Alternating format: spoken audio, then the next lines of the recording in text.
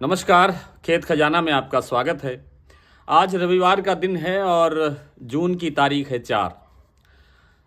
आज इसलिए ये स्पेशल वीडियो में आना पड़ा है क्योंकि बहुत से मैसेज आ रहे हैं व्हाट्सएप से भी और दूसरे तरीक़ों से भी और भी कई तरह के फ़ोन कॉल्स भी आ रहे हैं कि जी सरसों में तेज़ी बनेगी या नहीं बनेगी, या सरसों का बाज़ार आगे महीने 2 महीने में कैसा रहेगा।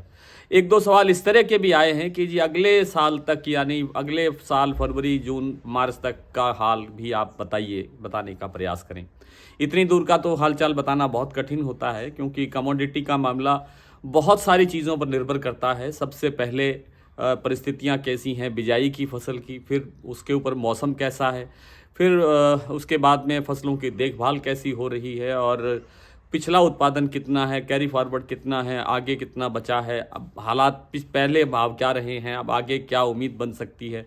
और सबसे बड़ा जो कारण बनता है वो होता है सरकार क्या कर दे, कब कर दे, किस लिए कर दे, क्यों कर दे, इन सब बातों का कोई कारण पता नहीं होता कभी कभार। और ऐसा कदम उठा दिया जाता है कि सरसों क्या दूसरा कोई भी कमोडिटी की बात करें उसमें ज़बरदस्त तेज़ी होती है और ज़बरदस्त गिरावट आ जाती है, ज़बरदस्त गिरावट होती है और ज़बरदस्त तेज़ी आ जाती है। ये सब चीज़ें बहुत से कारणों पर निर्भर करती हैं। इस सवाल का जवाब देने से पहले कि सरसों में तेज़ी बनेगी या नहीं बनेगी, सबसे पहले हम देश के जो खाद्य तेलों का जो बाज़ार है उसके हालात देख लेते हैं।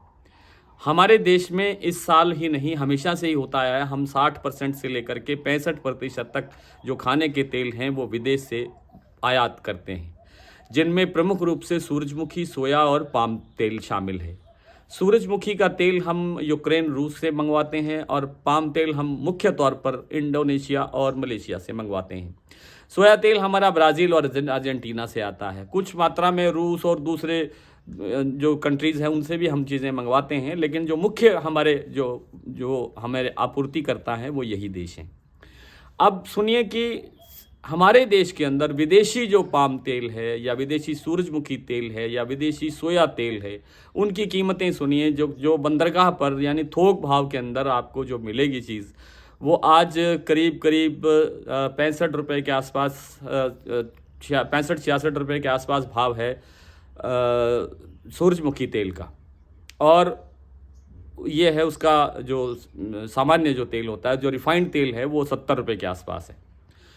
और जो आपका पाम तेल है, पामोलिन जिसे बोलते हैं, उसका भाव है 74-75 रुपये। और जो आपका सोया रिफाइन का भाव है वो है 81-82 रुपये। बाहर की कुछ अंतर्राष्ट्रीय बाज़ार की कुछ कंपनियां हमारे देश में इस भाव पर ये तेल बेच रही हैं, हमें उपलब्ध करा रही हैं। सूरजमुखी का तेल का भाव मैंने आपको बताया 65-66 रुपये। और अगर घरेलू सूरजमुखी को पेराई करके तेल तैयार किया जाए तो वो भाव पड़ता है 135 रुपये। कैसे खपेगा सूरजमुखी यहाँ का? कोई कारण ही नहीं बनता है। और सूरजमुखी की अब फसल भी आने वाली है, पंजाब से भी आने वाली है, हरियाणा से भी आने वाली है, उत्तर प्रदेश से भी आने वाली है। कुछ जगहों पर हरियाणा में सूरजमुखी के जो किसान हैं वो स्ट्रगल कर रहे हैं भाव के लिए, और हालात बहुत ख़राब हैं। सरसों के लिए भी राजस्थान के बहुत सारे किसान स्ट्रगल कर रहे हैं, धरना दे रहे हैं, आंदोलन कर रहे हैं, लेकिन कोई असर नहीं हो रहा है। अब इन स्थितियों के अंदर जब हमारे पास लगभग डबल के करीब हमारे पास खाद्य तेलों का, विदेशी तेलों का भंडार भरा हुआ है, जो पिछले साल जितना हमारे पास था उससे लगभग डबल आया हुआ है, तो कैसे मान लें कि जी सरसों में तेज़ी आएगी?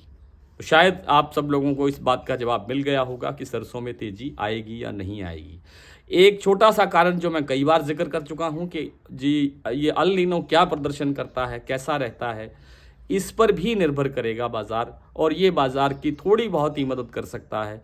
सबसे बड़ी जो मदद हो सकती है वो सरकार कर सकती है विदेशी तेलों पर ड्यूटी बढ़ाकर, और उससे भी अब बहुत ज़्यादा असर नहीं पड़ेगा क्योंकि विदेशी तेलों का भंडार पहले से ही हमारे पास बहुत ज़्यादा है। और थोड़ा उसके ऊपर थोड़ा सा सहारा, यानी 400-500 रुपये का सहारा सरसों को मिल सकता है अगर सरकार ऐसा कदम उठाती है तो। अन्यथा ना महीने में तेज़ी है, ना 2 महीने में तेज़ी लगती है, ना 3 महीने में तेज़ी लगती है।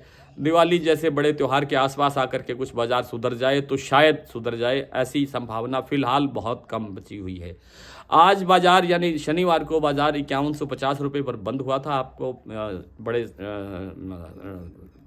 कल के वीडियो में बड़े विस्तार से आपको बताया गया था। 5150 रुपये पर बंद हुआ था और 5150 रुपये का जो भाव है वो यानी वो 5200 के करीब है। तो कल आने वाले दिन यानी सोमवार को ये भाव 50 रुपये तक सुधर सकता है, बस इससे ज़्यादा का सुधार की संभावना नहीं है। दूसरी मंडियों के अंदर भी 25 रुपये से 50 रुपये तक सुधार हो सकता है या बाज़ार यहीं स्टेबल भी हो सकता है। एक चीज़ लगती है कि अब यहाँ से गिरावट की संभावना थोड़ी सी कम लगती है। गिरावट आ तो सकती है लेकिन बहुत ज़्यादा नहीं। अगर भाव एकदम से 200-300 रुपये बढ़ता है तो फिर निश्चित रूप से 100 रुपये की गिरावट आना तय होता है।